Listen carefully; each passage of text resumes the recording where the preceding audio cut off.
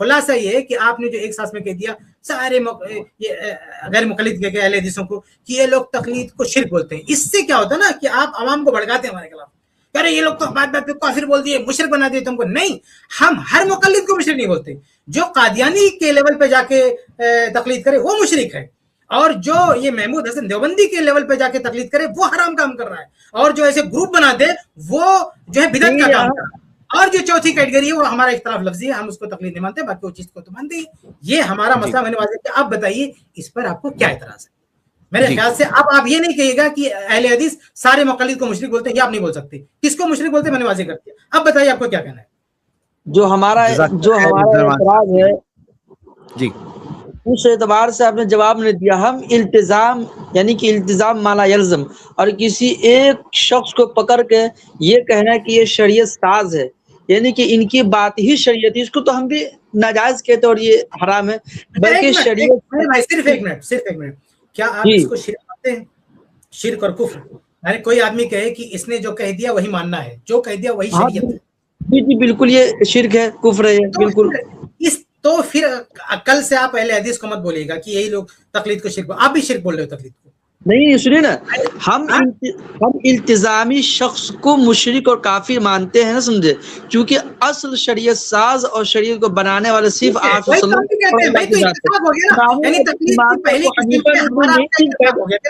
ابو حنیفہ نے کوئی نئی چیز پیدا نہیں کیا. سنیے میرے بھائی آگے بڑھیں گے، ہم یہاں رکتے ہیں. تقلید کی میں نے 4 قسمیں کی، اس میں سے پہلی پر ہمارا اور آپ کا الحمدللہ اتفاق ہو رہا ہے. یہ بہت اچھی بات ہے، ہمارا آپ کا اتفاق ہو رہا ہے.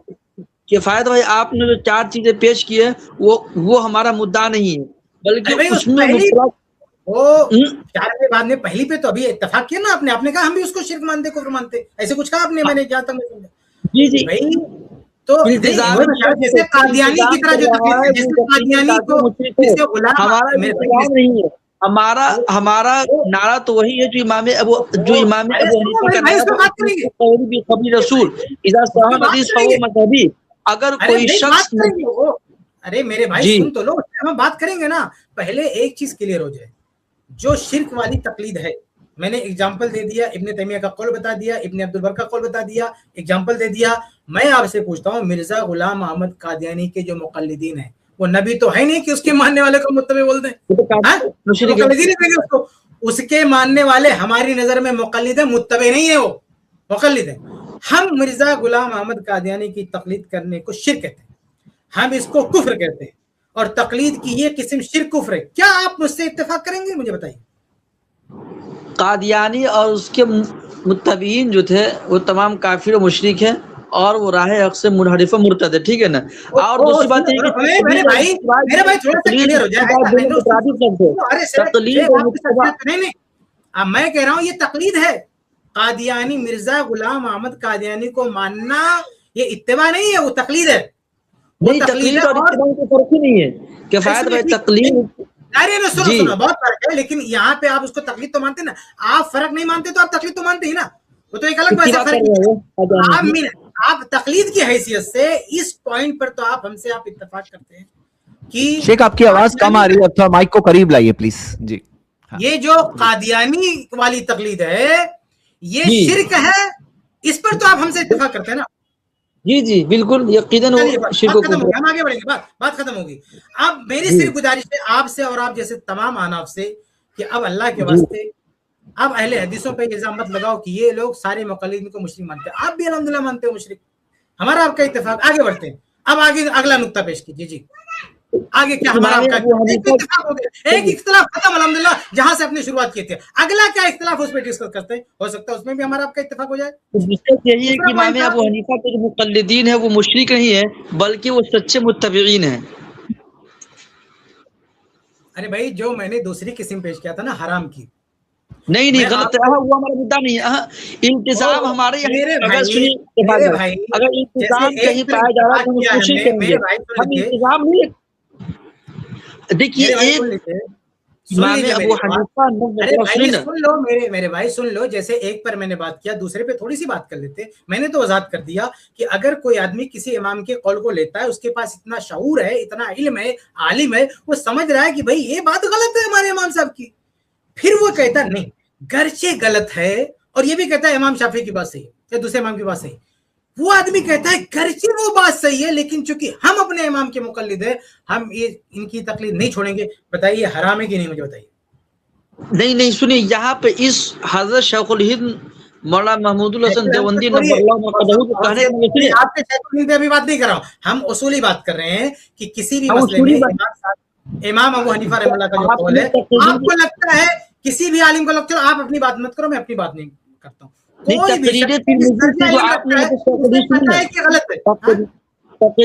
تقریر ترمذی سے جو آپ نے حضرت شیخ الہند کی عبارت پیش کی ہے، اس عبارت کا مطلب یہ ہے کہ چونکہ ہم مقلد امام ابو حنیفہ کے ہیں اور کسی مسئلہ میں امام شافعی کی تقلید کر رہے ہیں، کسی میں امام احمد کی تقلید کر رہے ہیں، کسی میں امام مالک کی اگر تقلید کر رہے ہیں، تو اس سے کیا ہے کہ اتباع ہوا کا دروازہ کھل جائے گا. مثال کے طور پر خون نکلنے کی وجہ سے اگر تو امام ابو حنیفہ کے آپ سن لو میری بات سن لو، میری بات رکو تھوڑا سا رکو، سمجھتے آپ دوسری طرف چلے جائیں. آپ ابھی جس وادی میں جا رہے ہو نا، اس کو میں نے تیسری قسم میں ڈالا ہے.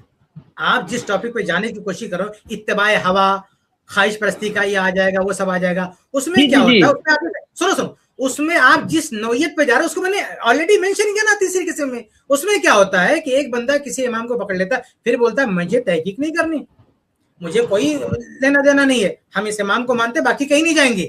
یہ تیسری قسم ہے. لیکن یہ جو دوسری قسم میں نے ذکر کی بھیا، اس میں معاملہ یہ نہیں ہے کہ ہم نے اس کو پکڑ لیا تحقیق نہیں کرنا. بندہ تحقیق کر رہا ہے، یعنی ایک امام کی بات کو ریسرچ کر رہا ہے اور ریسرچ کر کے رزلٹ دے رہا ہے کہ یہ بات غلط ہے ہمارے امام کی اور دوسرے امام کی بات صحیح ہے. لیکن چونکہ ہم مقلد ہیں اور اس صحیح بات کو بھی ہم صحیح بات کو بھی نہ مانیں. ایک مسئلہ کیا ہوتا ہے کہ ہم کسی اور سے نہیں پوچھیں گے. ایک مسئلہ ہوتا ہے کہ اتباع جو ہوا کا مسئلہ ہے، خواہش پرستی، اس کو لگام دینے کے لیے یہ طریقہ اپنانا کہ بھائی ایک سے پوچھ کے عمل کر لو، خلاص، باقی کہیں مت جاؤ. یہ ایک تیسرا درجہ ہے. لیکن دوسرا درجہ کیا ہے کہ بھائی ایک کام سے مسئلہ لے کر آدمی اس پہ عمل کر کے چپ نہیں بیٹھتا، تحقیق کر رہا ہے، ریسرچ کر رہا ہے، اور اس کی ریسرچ میں، اس کی تحقیق میں رزلٹ یہ آ رہا ہے کہ ہمارے امام کی بات غلط نکل گئی اور دوسرے کی بات صحیح ہے. میرے بھائی اتنی بڑی وضاحت اور سچائی آنے کے بعد بھی وہ صحیح حق کو نہیں مانے گا اور جس کو وہ بول چکا ہے کہ یہ غلط ہے اس کو مانے گا. یہ حرام کیسے نہیں ہوگا؟ یہ جائز کیسے ہو سکتا ہے؟ بتائیے. تو ہم تو دیکھیے کہ ہم امام کی ایسی اقدام نہیں کرتے کہ انہوں نے جو کہا وہی صحیح ہے، نہ سمجھے. ہم اس کو حدیث پر ہم اس میں بھی اتفاق کر لیں، ہم اس پہ بھی دوسرے پوائنٹ پہ بھی جیسے پہلے پوائنٹ پہ اتفاق ہوا. چلیے ہم آپ کے کسی عالم کا نام نہیں لیتے، ہم اصولی طور پر اس پوائنٹ پہ اتفاق کر لیتے ہیں کہ اگر امام ابو حنیفہ رحمہ اللہ کا قول سامنے آتا ہے، بلکہ آپ نے ابھی شاید مینشن بھی کیا تھا کہ امام صاحب نے کہا کہ کیا کہا وہ کہ اذا صح الحدیث فهو مذہبی. امام حنیفہ رحمہ اللہ سے آپ نے یہ نقل کیا کہ حدیث صحیح ہو جائے تو وہی میرا مذہب ہے. تو وہ اس کو سامنے رکھتے ہوئے، قرآن آیات کو سامنے رکھتے ہوئے، حدیث کو سامنے رکھتے ہوئے، اطیع اللہ و اطیع رسول کو سامنے رکھتے ہوئے، ساری دلائل کو سامنے رکھتے ہوئے ہم اور آپ کیا اس بات پہ متفق ہو سکتے ہیں کہ امام ابو حنیفہ رحمہ اللہ کی بات کسی ریسرچر کی نظر میں، کسی محقق کی نظر میں، کسی مجتہد کی نظر میں، یا امام صاحب کو ماننے والے کی نظر میں، یا کوئی مقلد تھا لیکن اس مسئلے میں وہ تحقیق کرنے لگا اور تحقیق کے بعد اس رزلٹ پہ پہنچا کہ اس مسئلے میں امام صاحب کی بات غلط ہے اور دوسرے امام صاحب کی بات صحیح ہے، تو وہ شخص کو کیا کرنا چاہیے؟ کیا ایسی سچویشن میں بھی وہ امام صاحب کی بات کو پکڑے رہے گا اور دوسری طرف سوئچ نہیں کرے گا، حق کی طرف نہیں جائے گا؟ مجھے یہ بتا دیجیے. امام ابو حنیفہ دیکھیے امام صاحب کی بات جو ہے وہ تمام کے تمام قرآن و حدیث کے موافق ہے، لیکن اتفاق سے اگر وہ امام ابو حنیفہ کے قول کے خلاف نکل جائے، ٹھیک ہے، لیکن جیسے امام ابو حنیفہ کو کوئی قول ہے اور وہ قرآن و حدیث کے کیا ہے خلاف ہے، تو یہاں خود امام صاحب کا ہی قول ہے کہ اگر میری کوئی بات قرآن و حدیث کے خلاف ہو تو اس کو دیوار پر پٹخ دو. ٹھیک ہے، ٹھیک. یقیناً اگر امام صاحب کی کوئی بات قرآن و حدیث کے صریح خلاف ہے، ہم نہیں مانیں گے ان کی بات. بہت اچھی بات. بس ہمارا اللہ کے فضل و کرم سے ہمارا اس نقطے پہ بھی اتفاق ہو رہا ہے. یعنی میں جو تقلید کی جو 4 کیٹیگری میں نے پیش کیا، اللہ کے فضل و کرم سے اس دوسرے نقطے پہ بھی ہمارے اور آپ کے بیچ میں اتفاق ہو رہا ہے الحمدللہ. لیکن کفایت بھائی ہم مرتے دم تک یہی کہیں گے کہ امام ابو حنیفہ کی فقہ جو قرآن و حدیث کا نچوڑ ہے، اور آگے بات کریں گے اس پہ، ہم آگے بات کریں گے آپ سے. ابھی جو چیزیں اختلاف ہمارا ختم ہو رہا ہے اس کو ختم کر لیتے ہیں, اور جو اختلاف بچ جائے گا اس پہ ہم ڈسکس کریں گے. ہمارے اور آپ کے بیچ میں اختلاف, یہ دیکھیے ہمارے اور آپ کے بیچ میں اتفاق کیوں ہو رہا ہے, پتہ اس کی وجہ کیا ہے؟ اس کی وجہ یہ اسٹریم ہے, یہ آمنے سامنے بیٹھ کے بات کرنا ہے. نتیجہ یہ ہوتا ہے کہ اہل حدیث کا کیا منہج ہے, کیا عقیدہ, اس کی نمائندگی آپ کے علماء آپ کو کرتے ہیں, اور حنفیوں کا کیا مسلک ہے اس کی نمائندگی اہل حدیث آدمی اپنے اہل حدیث سے سنے گا, یعنی اپنے اپنے گروپ میں بیٹھ کے بات کریں گے تو کنفیوژن ختم نہیں ہوتا, کبھی اتفاق نہیں ہوگا. اتفاق الحمدللہ اظہار حق کی اس اسٹریم سے ہو سکتا ہے کہ آپ نے شروع میں نے آپ سے پوچھا, آپ نے کہا میں حنفی دیوبندی ہوں, کلیئر کر دیا آپ نے, میں اہل حدیث ہوں, آپ دیوبندی ہیں, میں اہل حدیث ہوں, اور ہم دونوں بیٹھ کے بات کر رہے ہیں, ہم دونوں ڈائریکٹ بات کر رہے ہیں. اس گفتگو میں نا اتفاق ہوتا ہے, اور اختلاف اور اتفاق جو گڑمڑ ہوتا ہے وہ کلیئر ہو جاتا ہے. کچھ نقطوں پہ ہمارا اور آپ کا اتفاق ہوتا ہے وہ کلیئر ہو جاتا ہے, اور جو اختلاف, تو جہاں جہاں میں کوشش یہ کر رہا ہوں کہ جہاں جہاں ہمارا اور آپ کا اتفاق ہے وہ لوگوں کے سامنے واضح ہو جائے, کنفیوژن نہ رہے, اور جو بچ جاتا ہے اختلاف اس پہ ہم ڈسکس کریں گے. جو اختلاف رہ جاتا ہے, ہم اور آپ متفق نہیں ہو پاتے ہیں, اس میں ہم ڈسکس کریں گے. لیکن دوسرے نقطے پہ بھی میں یہ محسوس کر رہا ہوں کہ ہمارا اور آپ کا اتفاق ہو رہا ہے.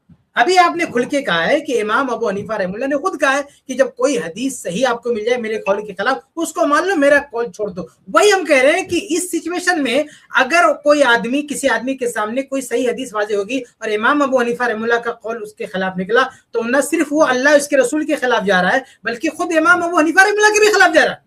امام ابو حنیفہ کا قول ایسا ہے ہی نہیں جو قرآن و حدیث کے خلاف ہو. کفایت بھائی, کوئی ایسا قول ہی نہیں ہے.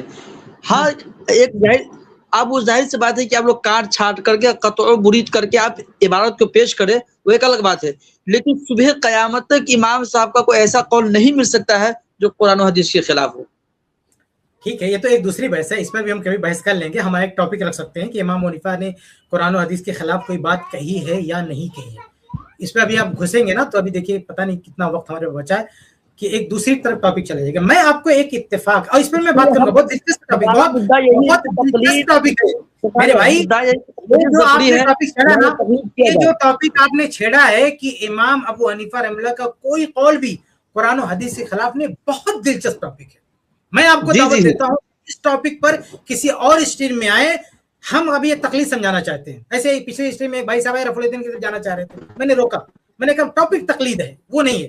تو ایسے میں آپ سے گزارش کروں گا کہ امام ابو حنیفہ رحمہ اللہ کی کوئی بات قرآن و حدیث کے خلاف ہے کہ نہیں ہے, آپ کسی اور اسٹریم میں آؤ, ہم آپ کے ساتھ بات کرنے کے تیار ہیں پورے احترام کے ساتھ. اور مجھے بہت اچھا لگا کہ آپ جو ہے احترام سے بات کر رہے ہو, اس کی میں داد دوں گا, آپ کو مبارکباد دوں گا. ورنہ دوسرے لوگ آتے ہیں نہ, مجھے بھی موڈ نہیں کرتا بات کرنے کا ان سے, لیکن آپ سے بات کرنے کی دلچسپی پیدا ہے, مجھے اچھا لگ رہا ہے کیونکہ آپ احترام سے بات کر رہے ہو. تو اس ٹاپک پہ نا آپ کسی اور اسٹریم میں آؤ, میں آپ کو دعوت دیتا ہوں.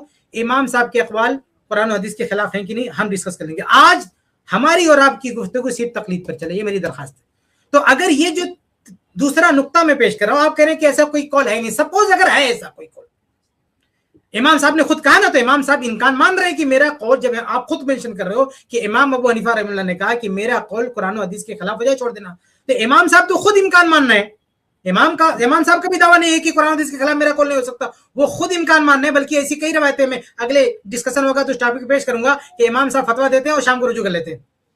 فتویٰ دینا ہے, شام کو رجوع کرنا ہے, اس کا مطلب یہ ہے کہ وہ قول غلط ہو گیا تبھی تو رجوع کر رہے ہیں. تو اسی طرح سے امام صاحب کے جو شاگرد ہیں وہ کتنی مسئلہ میں امام صاحب کو چھوڑ چکے ہیں. خود فقہ حنفی کا آج کا مفتہ بھی قول امام ابو حنیفہ کے فتوے پہ نہیں ہے. لیکن اس ٹاپک پہ میں نہیں جانا چاہتا, میں کہہ رہا ہوں سپورٹ تھوڑا سا ڈسکنیکٹ ہو گئے ہیں, ابو بھائی ذرا ڈسکنیکٹ ہو گئے ہیں, قاسمی صاحب ذرا ڈسکنیکٹ ہو گئے ہیں. اچھا, یہ بات تو پوچھنا بھول گیا, وہ قاسمی ہے, قاسمی کا مطلب وہ عالم ہے, وہ اپنے نام کے سامنے قاسمی لگا رہے ہیں, تو یہ بھی لوگوں کو پتا ہونا چاہیے کہ ہم ایک عالم سے بات کر رہے ہیں. اچھا, ایک بھائی سلفی لکھا ہے انہوں نے اپنے نام میں, تو ان کو باہر کرتا ہوں تاکہ یہ آگے نا آگے قاسمی صاحب کو آ گئے. جی قاسمی صاحب آگے. جی آپ سن رہے ہیں قاسمی صاحب؟ جی جی جی, تو کنٹینیو کریں. ہاں جو بہت اچھی بات ہو رہی تھی, میں کنٹینیو یہ کریں. کہہ رہا تھا کہ ابھی امام صاحب کے اقوال قرآن و حدیث کے خلاف ہے کہ نہیں, ہم انشاءاللہ کبھی بات کریں گے. ابھی سپوز آپ فرض کریں کہ امام صاحب نے جو کہا ہے کہ اذا صح الحدیث فهو مذہبی, یعنی انہوں نے جو ہدایت دی ہے کہ اگر قرآن و حدیث کے خلاف میری بات جائے میری بات چھوڑ دینا, ان کی ہدایت کے مطابق اگر کچھ ہم کو دکھ رہا ہے کہ بھئی امام صاحب کا یہ کہنا ہے اور حدیث اس کے خلاف مل رہی ہے, تو اس مسئلے میں اس مسئلے میں ہمیں حدیث ماننا ضروری ہے کہ نہیں، یہ بتاتے. ہمارا یہی اعلان ہے، بلکہ خود امام ابو حنیفہ کا اعلان ہے کہ اگر کوئی قول، ان کی کوئی بات قرآن و حدیث کے خلاف ہو، یقیناً ان کی بات ہم نہیں مانیں گے. ہاں جی جی جی بھائی جی سننا بتائیے. جی، لیکن ہم یہ بھی کہتے ہیں کہ ان کا کوئی قول قرآن و حدیث کے خلاف ہے ہی نہیں. ٹھیک ہے، اس پہ ہم بات کر لیں گے. ہم نہیں، ٹھیک ہے، ہمارا الحمدللہ اس پہ تو اتفاق ہو گیا نا. ہمارا اس بات پہ اتفاق ہو گیا کہ اگر امام صاحب کا کوئی قول حدیث کے خلاف ہو گیا، آپ کہہ رہے ہو کوئی خلاف، یہ آپ کا دعویٰ ہے. ورنہ دنیا حنفی میں ہم کہتے ہیں بھی کسی آپ کی نظر میں یہ ہے کہ امام صاحب کا کوئی قول قرآن و حدیث کے خلاف نہیں ہے، لیکن حنفی مقلدین میں ایک بڑی تعداد ایسی ہے جن کا یہ کلیم ہے، جن کا یہ دعویٰ ہے کہ بھائی یہ حدیث یعنی یہ امام صاحب کی یہ بات قرآن و حدیث کے خلاف ہے. تو ہم یہ کہہ رہے ہیں میرے بھائی، وہ تو آپ کا نا یہ فہم ہے کہ امام صاحب کی کوئی بات قرآن و حدیث کے خلاف ہے نہیں ہے. لیکن جو حنفی آپ کے گروپ کا جو بندے جن کی نظر میں ایسا آ رہا ہے، جو خود یہ کلیم کر رہے ہیں کہ امام صاحب کی بات قرآن و حدیث کے خلاف ہے، نہ صرف یہ کلیم کیا بلکہ ریجیکٹ کیا ہے اور اس مسئلے میں امام حنیفہ کو چھوڑا ہے. جیسے میں ایگزامپل دے دوں، عقیقے کا مسئلہ امام صاحب کو چھوڑ دیا، 6 شوال کے روزے امام صاحب کو چھوڑ دیا. ایسے بہت سارے مسئلے ہیں جس میں امام سے یہ رضاعت کا مسئلہ امام صاحب کو چھوڑ دیا. میں آپ کی بات نہیں کر رہا ہوں، آپ میں چھوڑیے، آپ کو نہیں لگتا آپ کی مسئلہ ہے. ہم بات کر رہے ہیں ان مقلدین کی. غلط ہے، ارے سنو میری تمام بات، مثال غلط دے رہے ہیں. کسی میری بات سنو. امام صاحب کی عبارت کو کاٹا گیا ہے، اصل عبارت کو پیش نہیں کیا جا رہا ہے. میری بات سنو. کسی بھی بہت سارے ایسے مقلدین ہیں، ایسے احناف ہیں جنہوں نے امام صاحب کی بات چھوڑ دیا.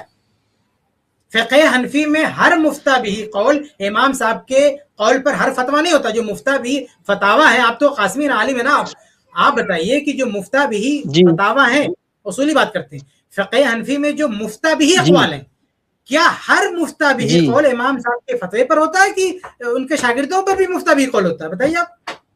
جی ان کے شاگردوں پر بھی ہوتا ہے. تو جو مسئلہ ان کے شاگرد کا، جی تو اس میں امام صاحب کا قول چھوڑ دیا جاتا ہے نا بھائی. شاگردوں کے قول کو مفتہ بھی بنایا جاتا ہے. تو ایسے خود مدت رضاعت میں بتائیے، امام ابو حنیفہ رحمہ اللہ کا ایک قول ہے، لیکن فقہ حنفی میں مفتہ بھی قول کیا؟ آپ بھی بتا دیجیے. آپ دیوبندی ہیں، عالم ہیں، بتا دیجیے. اس پر خیر میں صاحبین اور خود امام ابو حنیفہ کا اختلاف ہے. میں صرف مفتہ بھی قول پوچھ رہا ہوں کہ مفتہ بھی قول کیا ہے. یعنی مدت رضاعت میں فقہ حنفی میں مفتہ بھی، یہ بتائیے. مفتہ بھی جو اصل قول ہے وہ 2 سال کا ہی ہے، ٹھیک ہے نا. لیکن امام ابو حنیفہ کا جو قول ہے وہ بھی صحیح ہے. اللہ آپ کو ضائع کر دے. آپ نے کہا کہ مفتہ بھی قول 2 سال کا ہی مدت رضاعت میں. تو امام ابو حنیفہ رحم اللہ کے قول پر فتویٰ تو نہیں دیا نا فقہ حنفی نے، ان کو تو نہیں لیا نا. یعنی امت جو پریکٹس کرے گی جس فتوے کی، جس پر عمل ہوگا، وہ تو 2 سال کا ہے. امام صاحب کے قول کو مفتہ بھی نہیں بنائے گا، اس کا مطلب اس پہ عمل کی اجازت نہیں فقہ حنفی میں. مفتہ بھی کا مطلب کیا ہوتا ہے؟ آپ عالم، آپ خود سمجھتے ہیں. مفتہ بھی کا مطلب ہوتا ہے کہ اس فتوے کو چلایا جائے گا. جب کوئی ایک عامی مقلد حنفی آئے گا کسی جانکار سے پوچھنے کے لیے، یعنی جو سب مجتہد ہیں، جو کیا کہتے ہیں چھوٹے مجتہد ہیں، مجتہد فی المذہب ہے، تو یہ سب مجتہدین سے اگر کوئی پوچھنے آئے گا تو یہ کیا بولیں گے؟ جو مقلدین اصل میں اور سب مجتہدین ہیں، ان سے اگر کوئی پوچھنے آئے گا تو یہ کیا کہیں گے؟ یہ کہیں گے کہ 2 سال. جو بھی فتویٰ کا جو کورس آپ کے یہاں چلتا ہے، مفتی کا جو کورس چلتا ہے، قرآن اس کورس میں ٹریننگ نہیں ہوتی نا کہ بھائی مفتہ بھی قول ہی بتانا. شہرہ کا کیا مطلب ہے؟ ارے بھائی اس مطلب پہ ہم بات نہیں کر رہے ہیں. ہم کہہ رہے ہیں کہ آپ کے فقہ حنفی میں جو فتویٰ دیا گیا امام صاحب کے قول پہ فتویٰ نہیں ہے. امام صاحب انشاءاللہ یہ حفظ الرحمان بندہ امام ابو حنیفہ کی ایک ایک اعتراض کا دفاع کر سکتا ہے. خیر اب اس پر بات نہ ہوگی، بات اس پر یہ ہوگی. میرے بھائی سنو، میرے بھائی یہ آپ کا نقطہ نظر ہوگا. امام صاحب کی ہر بات صحیح ہے، یہ نقطہ نظر آپ کا ہے. لیکن جو دوسرے فقہائے احناف ہیں ان کا یہ نقطہ نظر نہیں ہے کہ امام ابو حنیفہ کی ہر بات صحیح ہے.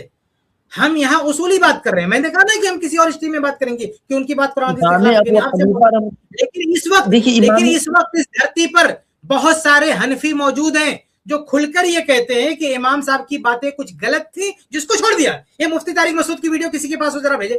مفتی طارق مسعود نے کئی ویڈیو میں کہا ہے, کیا کہا ہے, وہ بھی دیوبندی ہے نا, حنفی. مفتی طارق مسعود کی کئی ویڈیو میں ہے, اگر ہمارے سننے والوں میں سے کسی کے پاس وہ, میں نے تو رکھا نہیں ہے, اگر کسی کے پاس ذرا اس کا لنک بھیجے. کئی ایسی ویڈیو ہے مفتی طارق مسعود نے کہا ہے کہ جن مسائل میں امام ابو حنیفہ نے غلطی کی تھی اس میں ہم نے ان کو چھوڑ دیا ہے. ہم نے کبھی چلایا بھی ہے. میں اپنی ایڈمن حضرات سے کہوں گا کہ ذرا وہ کلپ ڈھونڈے. ہم نے اس اسٹریم میں وہ ویڈیو چلائی ہے مفتی طارق مسعود کی, جس میں انہوں نے یہ بات کہی ہے کہ امام ابو حنیفہ رحمہ اللہ سے جہاں جہاں غلطی ہوئی تھی وہاں ہم نے امام صاحب کو چھوڑ دیا ہے. تو بھائی آپ کا یہ دعویٰ ہے کہ امام صاحب کی کوئی بات قرآن و حدیث کے خلاف نہیں, لیکن اس دنیا میں اس دھرتی پر جو دوسرے حناف پائے جاتے ہیں, دوسرے مقلدین پائے جاتے ہیں, میرے بھائی ان کا تو یہ کھلم کھلا کہہ رہے ہیں کہ امام صاحب سے غلطی ہو گئی ہے اور اس میں قرآن و حدیث یہ کہتا ہے, امام صاحب یہ کہتا ہے, ہم نے ان کو چھوڑ دیا. تو جن لوگوں نے یہ اپنی تحقیق میں امام صاحب کا فتویٰ قرآن و حدیث کے خلاف پا کر چھوڑ دیا, مجھے یہ بتائیے انہوں نے صحیح کیا کہ غلط کیا؟ قرآن و حدیث کے خلاف یہ بات ایک الگ بات ہے. امام ابو حنیفہ نے جو کچھ بھی قیاس کیا, ٹھیک ہے نا, وہ قرآن و حدیث کے موافق ہی ہے. دیکھیے ان کے خاص طرز یہ سوال نہیں میرا. میرا سوال کیا میرے بھائی, میرا سوال یہ ہے, میں مفتی طارق مسعود کے مثال دیتا ہوں. میرا سوال یہ ہے, نہیں میں مسئلے میں 3 احادیث, ٹھیک ہے, ایک مسئلے زید بھائی مفتی تقی عثمانی کا ایک میں نے اسکین بھیجا ہے, وہ لگا دیجیے. اس میں انہوں نے کہا ہے کہ امام ابو حنیفہ کے بہت سارے مسائل چھوڑ دیے حنفی فقہ نے. مفتی تقی عثمانی کا ایک کتاب ایسے بہت ہے. وہ ذرا ویڈیو کسی کو ملے تو بتائیں. میں آپ سے کیا کروں, میں آپ کی بات نہیں کر رہا ہوں میرے بھائی, آپ سے میں آرگو نہیں کر رہا ہوں کہ قرآن ہم آپ سے بحث کرتے ہیں کہ ابو حنیفہ کی بات کوئی بھی قرآن کے خلاف نہیں, اس پر ہم بحث کریں گے آپ سے کسی اور اسٹریم میں. میں بات کر رہا ہوں ان حناف کی جنہوں نے یہ کھل کر کہا ہے کہ ان مسائل میں امام صاحب کی بات غلط ہے, ہم امام کی بات چھوڑ رہے ہیں. تو میرا آپ سے سوال یہ ہے کہ قرآن و حدیث بھی کہتا ہے دلیل کی اتباع کرو, اور امام صاحب کی ہدایت بھی ہے کہ آپ کے بقول کی صح الحدیث فهو مذہبی. تو ایسے معاملے میں اگر کسی آپ کی بات نہیں کر رہا ہوں, میں کسی دوسرے حنفی کی بات کر رہا ہوں, دوسرے قاسمی کی بات کر رہا ہوں. اگر کسی بھی قاسمی اور حنفی کو یہ لگے اس کی اپنی ریسرچ میں, اپنی تحقیق میں, کہ بھائی اس مسئلے میں امام صاحب سے غلطی ہوئی, چوک ہوئی ہے, اور ہم اس مسئلے میں قرآن و حدیث کی بات کو فالو کرنے جا رہے ہیں, تو بھائی اس کا یہ قدم صحیح ہوگا کہ غلط ہوگا, مجھے بتا دیجیے. تو امامی اصل تو ہم خود امام صاحب کا جب اعلان ہے کہ شاید بھائی یہ پڑھ دیجئے, یہ عبارت جو آئی ہے نا, تو چلیے ان سے بڑے عالم کی عبارت, مفتی طارق صاحب سے بڑے عالم مفتی تقی ہیں, ان کی عبارت پڑھ دیجیے. اس مسئلے میں یہ مفتی تقی عثمانی کی عبارت ہے. یہ مفتی میں پڑھ کر کے سنا دیتا ہوں. دیکھیے یہ مفتی تقی عثمانی کی عبارت ہے. اس میں یہ لکھ رہے ہیں کہ امام ابو حنیفہ کے قول کو ترک کر کے اور دوسرے قول اختیار کرنے کی بہت ساری مثالیں ہیں. مثلا انگور کی شراب کے علاوہ دیگر دوسری نشہ آور اشیاء کو اتنا کم پینا جس سے نشہ نہ ہو, امام ابو حنیفہ کے نزدیک قوت حاصل کرنے کے لیے جائز ہے. یعنی اگر کوئی انگور کی شراب کے علاوہ دوسری کوئی شراب ہے اور نشہ آور اشیاء ہے تو اتنا پی سکتے ہیں جس سے نشہ نہ ہو, قوت حاصل کرنے کے لیے.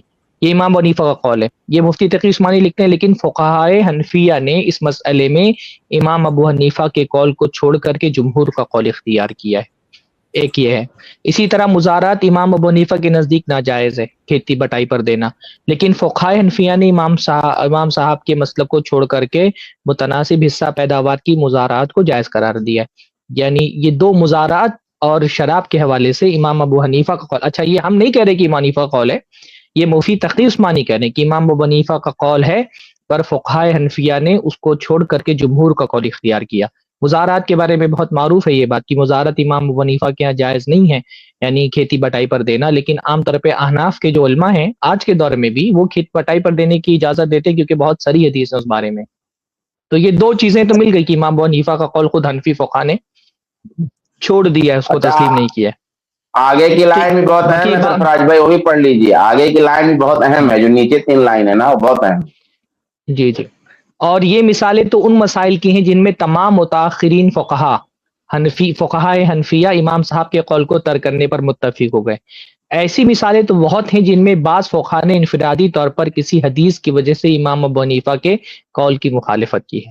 یعنی یہ اتفاق جہاں پر ہو گیا حنفیہ کا صرف وہی ذکر کیا ہے، ورنہ اس طرح کے مسائل بہت زیادہ ہیں جس میں الگ الگ کسی حنفی امام نے امام ابو حنیفہ کا قول چھوڑ دیا ہے حدیث کی وجہ سے. اس کی مثالیں خود مفتی تقی صاحب کہنے کی بہت زیادہ ہے. تو امام ابو حنیفہ یا کسی بھی امام کا جو قول ہے وہ ثواب محتمل الخطا کے ساتھ ہے. ٹھیک ہے، غور سے سنیے، یعنی کہ وہ درست ہے غلطی کے خطا کے ساتھ. ٹھیک ہے، تو اگر ہم کوئی بھی مسئلہ یا کوئی قول امام ابو حنیفہ کا حدیث کے خلاف دیکھتے ہیں اور وہ مسئلہ امام محمد کے قول پر یا صاحبین کے قول کے موافق ہو تو ان کے قول کو مفتہ بھی قرار دے کر ان پر عمل کرتے ہیں، تو یہ تقلید شخصی کے منافی یا متحارب نہیں ہے، بلکہ ہم مقلد امام ابو حنیفہ کے ہی ہے اکثر مسائل میں.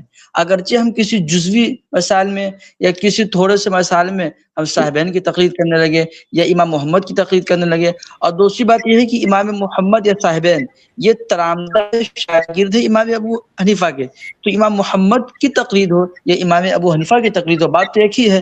ہاں اگر امام شافعی کی تقلید کرنے لگے تو پھر بات یہاں دوسری ہو جائے گی.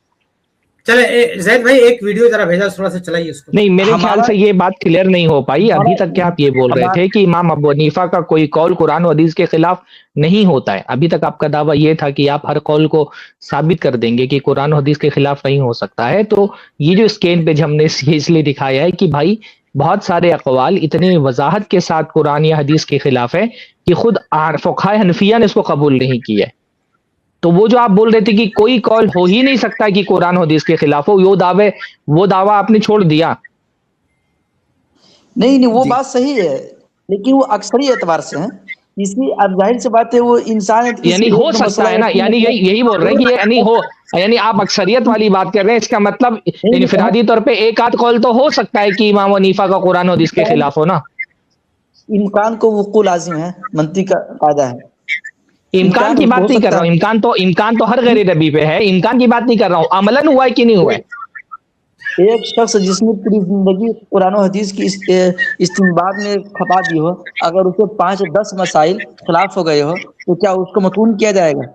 نہیں، متون کرنے کی بات ہی نہیں ہو رہی بھائی، متون کرنے کی بات نہیں ہو رہی تھی، متون کرنے کی بات ہی نہیں ہو رہی. ہم تو کہہ رہے ہیں کہ اجتہاد کرنے والے کو ثواب ملتا ہے، ہم یہ نہیں کہہ رہے. آپ اب تک یہ دعویٰ کر رہے تھے کہ نہیں ہو ہی نہیں سکتا ہے، امام حنیفہ کا کوئی قول قرآن حدیث کے خلاف نہیں ہو سکتا ہے. اس پر ہم نے یہ پیش کی بات کہ بھائی ہوا ہے قول ہو سکتا تو مطلب امکان والی بات ہے. عملاً ایسا ہے کہ بعض اقوال ان کے حدیث کے اتنے صریح خلاف تھے کہ بعض اقوال کو تو فقہاء حنفیہ نے متفقہ چھوڑ دیا اور بعض اقوال ایسے تھے جس کو بعض لے لیا بعض نے چھوڑ دیا. یہ 2 مثالیں انہوں نے بیان کی، اس کے علاوہ بھی مثالیں ہیں. تو ایسا نہیں بولنا چاہیے. اچھا شیخ کفایت آپ سے بات کریں گے، شیخ کفایت آپ سے بات کریں گے، پھر انشاءاللہ کبھی کل آپ آئیے تو میں انشاءاللہ آپ سے بات کروں گا. آج شیخ کفایت بات کریں آپ سے. ویڈیو دیکھ لیتے ہیں شارٹس میں 1 منٹ.